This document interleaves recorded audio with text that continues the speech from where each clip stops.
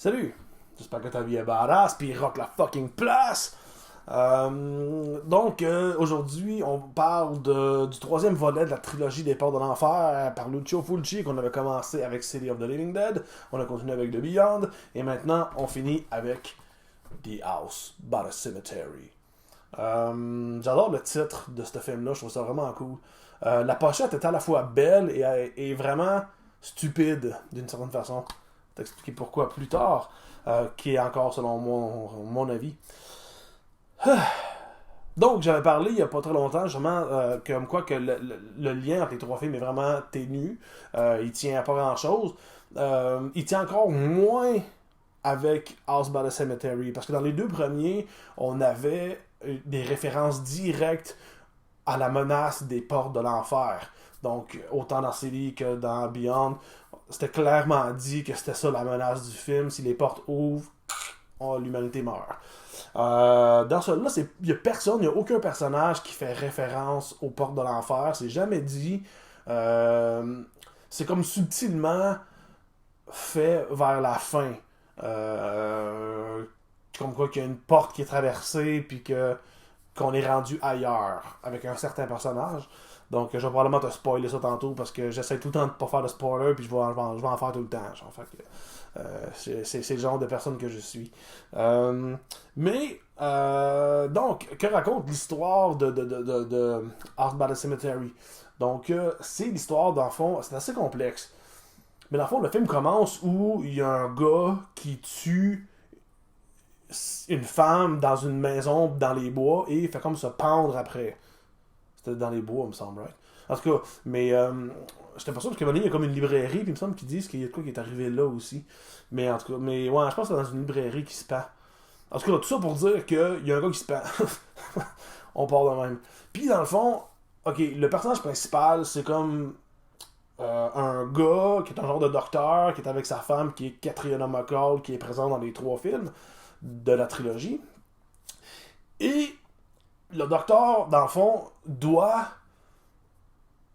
enquêter sur le docteur, dans le fond, qu'on apprend que le gars qui a tué la femme et qui s'est pendu était un docteur qui faisait de la recherche sur un troisième docteur qui s'appelait le docteur Freudstein, qui était un espèce de docteur savant fou qui faisait des expériences sur du monde puis qui était comme vraiment freak. Donc, lui, en étudiant sur lui, il a comme devenu fou, puis il a tué, il s'est pendu. Puis là, lui, il fait comment enquêter sur lui qui enquêtait sur lui. Fait que c'est un peu ça la base de l'histoire, parce que le gars, il veut enquêter, puis il s'en va avec sa famille vivre dans la maison de ce docteur-là du milieu qui s'est pendu. Donc il va vivre chez eux pour continuer son enquête puis savoir qu'est-ce qui s'est passé. Et les choses tournent mal pour tout le monde.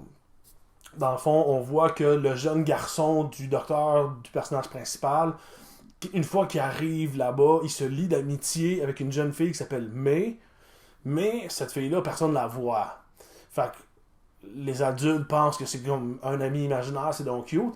Mais en fait, c'est comme le fantôme de quelqu'un qui est mort là. Fait que c'est à peu près ça la base du droit. Il y a comme des trucs bizarres qui se passent dans la maison. Puis ça s'en va vers la découverte de qu'est-ce qui se passe dans cette maison-là. Et c'est lié au sous-sol. Fait que je peux pas en dire trop là, mais je vais tout dévoiler plus tard. Fait que c'est ça. Personnellement, et je pense de ce que j'ai vu un peu sur Internet, on a tous l'air d'avoir relativement la même opinion du film, dans le sens que c'est vraiment le moins bon des trois. C'est un film que j'aime bien pareil, mais c'est vraiment le maillon faible de la trilogie. C'est vraiment à cause de l'histoire. On dirait que l'histoire est un peu garochée, dans le sens où tu sais, il y a comme l'histoire principale, puis il y a plein de ce qu'on appelle des subplots. Dans le fond, c'est comme un peu comme dans les jeux vidéo, tu as une histoire principale, mais tu peux tout le temps faire des petites quêtes d'à côté. Mais là, ils font comme, dans ce film-là, ils font comme starter plein de possibles routes vers lesquelles le film pourrait aller, mais toutes ces routes-là sont comme abandonnées rapidement, puis la fin vient un peu de nulle part. Enfin, ça fait vraiment étrange. Comme je donne un exemple, quand on voit le personnage du père de famille, ben tu sais, il y a tout le temps la caméra est souvent sur lui, puis lui qui regarde sa famille un peu avec un espèce de sourire, qu'on fait comme, ok, es-tu au courant de ce qui se passe? Il cache-tu quelque chose par rapport au docteur, puis à l'occultisme, puis tout ça? Puis non. Puis non. Tu sais, c'est jamais... Non. Il meurt, puis... non, rien. Puis maintenant, t'as comme, tu sais, la famille engage un genre de babysitter pour le jeune garçon lorsque les deux parents sont pas là. Puis la babysitter est vraiment weird, t'as une espèce de super beaux yeux verts, genre, mais tu sais, comme vraiment intense. Puis elle agit vraiment de façon weird, puis malaisante. Puis il y a même une espèce de jeu de regard super bien monté par le monteur du film, parce que Katrina McCall, la femme, dans le fond, elle est pas super développée. Fait que c'est pour ça que j'ai pas vraiment parlé beaucoup d'elle, parce que dans ce film-là, elle est là, puis son rôle se résume un peu à ça. Ben, tu sais, elle fait comme regarder son chum elle regarde l'autre, elle fait comme le regarder bizarre, elle regarde la femme elle regarde à terre, là, puis on dit qu'il y a un jeu de regard, parce que personne essaie de se regarder, mais tout le monde a l'air de cacher quelque chose, c'est super cool. Puis tu te dis, ok, ben, la babysitter, elle va avoir un rôle caché, elle est comme freak, elle est bizarre, puis c'est comme, c'est quoi le rôle qu'elle joue là-dedans?